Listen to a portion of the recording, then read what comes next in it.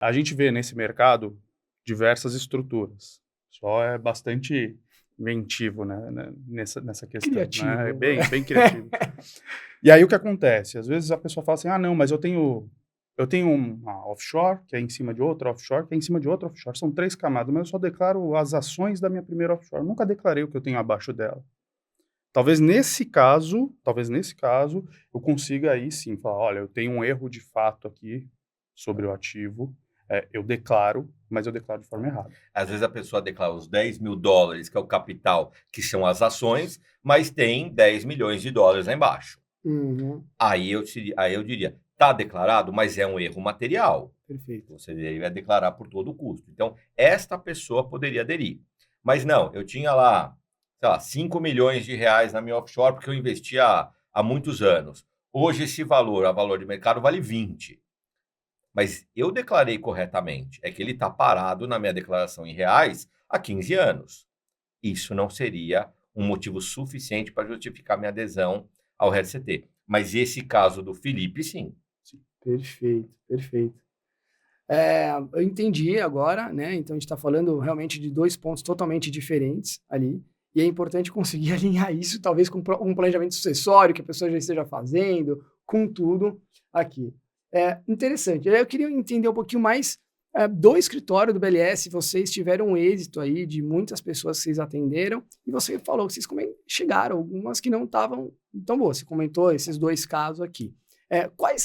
Quais pontos importantes que as pessoas que querem aderir, elas devem se preocupar na hora da contratação de um escritório para fazer esse trabalho? Aí eu não estou falando muito mais da lei, é muito mais de boas práticas de mercado, porque às vezes a pessoa fala assim, funciona assim, a lei é assado, mas o escritório não tomou este tipo de cuidado aqui. Então, óbvio, né, as pessoas estão te vendo, é muito provável que em algum momento elas te procurem para fazer, eu até vou falar no final como elas procuram vocês, mas o que elas devem ficar atentas com o escritório que vai propor esse tipo de atendimento para elas, que ela não caia em pegadinha pelo barato sair caro, sabe? Eu acho que o que a gente viu, e novamente, às vezes não é nem a questão do cliente não poder pagar, né? Nós tivemos acesso a alguns casos de pessoas assim, clube do bilhão, gente com mais de 1 bilhão, que aderiu ao RCT, né?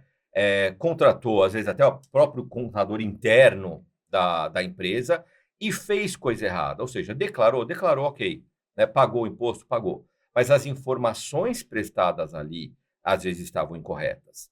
A gente pegou o caso, por exemplo, que a gente acabou depois, a pessoa aderiu ao RCT1, aí a gente foi chamado no RCT, com outras pessoas, foi chamado no RCT2, né, de 17, para corrigir aquilo que foi feito no primeiro. Né? Ou seja, a pessoa tinha um montão de ativos que deveriam ser discriminados, o contador simplesmente foi lá, o profissional, falou, ativo no exterior, e colocou um valor. Né? Mas eu acho que o que é importante, e o prazo é muito curto, além de saber mexer, porque o programa hoje ele é muito menos intuitivo do que ele era antes, ele está muito mais sujeito a erros humanos no processo, tá? Mas também, como você tem que declarar, né, que a origem é lícita, na nossa experiência, né, nos 300 casos que nós fizemos, a gente se certificava, né, de que a origem era lícita. Perfeito. Não vou botar a mão no fogo para ninguém. Mas o que nós fazemos? Nós tínhamos todo um formulário, né, de trabalho, que inclusive, especialmente nos bancos da Suíça, né, o que tinha, vocês têm o formulário do BLS, então eu estou tranquilo. Nossa, que legal. Porque eles encaminhavam, porque o nosso formulário que a gente desenvolveu lá em 2015 ainda, um pouco antes do RCT, a gente mapeava a origem do dinheiro do cliente. A gente teve um caso, por exemplo, a gente descobriu, né, a gente conseguiu levantar que a origem era um cliente judeu, uma família judia. A gente conseguiu chegar na origem que a origem da fortuna, ou do dinheiro, foi por causa de uma desapropriação de uma fábrica de tijolo que eles tinham na Palestina em 1947, que foi então tomada, né, quando foi criado o Estado de Israel, né, se desestatizou. Então, assim, a gente chegou nesse nível de detalhe. Né? Então, em alguns casos, obviamente não foram todos, mas teve alguns casos emblemáticos, né? E tinha lá o documento, né, em hebraico e tudo mais, do governo do recém-criado Estado de Israel, se apropriando, né, daquela fábrica e pagando uma indenização.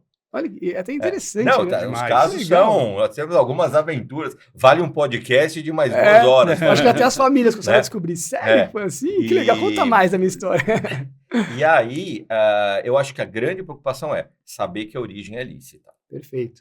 A gente está vendo que a Receita está dando uma certa corda, mas eu acho que ela está mais agressiva. Nos últimos anos, ela está ficando mais agressiva. Então, não pode menosprezar. Na hora de contratar um profissional, não é apenas fazer o DERCAT, pagar o imposto, retificar a declaração e pronto. A gente tinha, para cada cliente, era um dossiê que tinha o nosso formulário assinado pelo cliente em cada página. Então, ele sabia, a gente sentava com o cliente antes de vir a DERCAT, né, para mostrar para ele o que estava sendo declarado, quanto que ele ia pagar, os documentos de suporte que a gente utilizava, né, e o cliente levava essa pasta para casa. Perfeito. A gente deixou a cópia digital conosco, mas é este tipo de substância, por quê? Daqui a 3, 4 anos, se a Receita te chamar, e se o Davi não está lá, né? E se o Lousada não está mais no escritório? Ele tem a pastinha dele. Perfeito, perfeito. Né? Então, acho que a preocupação é essa. Eu até coloco como adicional, acho que buscar profissionais que conheçam principalmente de tributação internacional e que tenham acesso às empresas e bancos, né, empresas gestoras e bancos no exterior, porque tenham esse contato, porque a gente está falando de 2 meses e meio agora, mas 3 meses de prazo para adesão. Todo profissional que tiver esse contato vai encurtar o seu caminho. Perfeito. Não adianta você falar assim, acaba sendo economia burra, quando você fala assim, olha, eu pago meu contador aqui mensalmente, ele é obrigado a saber. Ele não é obrigado a saber. Todo mundo tem suas limitações. Claro, claro. Então, às vezes, o contador ele não sabe que ele precisava pedir um documento específico para o exterior. Ele não sabia nem com quem ele falava. É outra praia, e eu concordo contigo. Nessa mudança, eu volto muito nessa mudança de lei, porque o que eu tive de contato com contador é engraçado, mas o que eu falei com o contador no começo desse ano para declarações de imposto de renda foi enorme, assim. E não estou falando, assim, contadores ruins, tá? Peguei alguns ruins, mas eu peguei alguns bons contadores que fazem um trabalho decente, inclusive um deles virou meu novo contador, que não tinham a ideia de como declarar bens no exterior.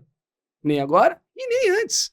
É isso. Então, as pessoas ficavam completamente vendidas e achavam que estava tudo certo.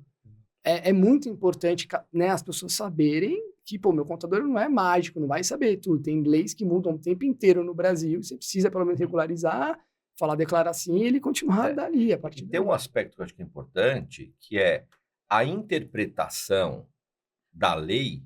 Nem sempre o contador... Tem contadores que são contadores e advogados, né?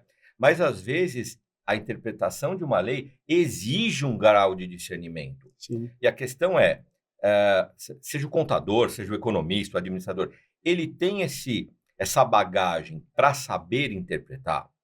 E outra coisa, às vezes você está lendo uma coisa, você está interpretando de uma forma, está dizendo outra. Você tem que apresentar para o seu cliente. Olha, tem esta forma de fazer, tem aquela forma de fazer. O cliente, ele não tem... Se você já não tem o conhecimento, seu cliente tem menos. Exato. Né? Se você não souber, fala, olha, tem esta opção, tem essa, o risco é este, o risco é aquele, o custo é esse, o custo é aquele, o seu cliente te procura para ele poder tomar uma decisão com base no que você passa para ele. Perfeito. Mas não adianta você chegar lá, olha, você quer pagar dessa forma ou daquela? O cliente vai falar, eu estou te pagando para você me dizer. Então, é este nível de discernimento, de conhecimento, e para poder saber interpretar, né, uma determinada regra, e quais são as consequências das diversas formas de interpretação. Né? Então, acho que o que tem que tomar cuidado é isso, contrate um profissional, né, que consiga não só fazer o basicão, né, mas o cliente está te pagando para ajudar a tomar decisão. Perfeito.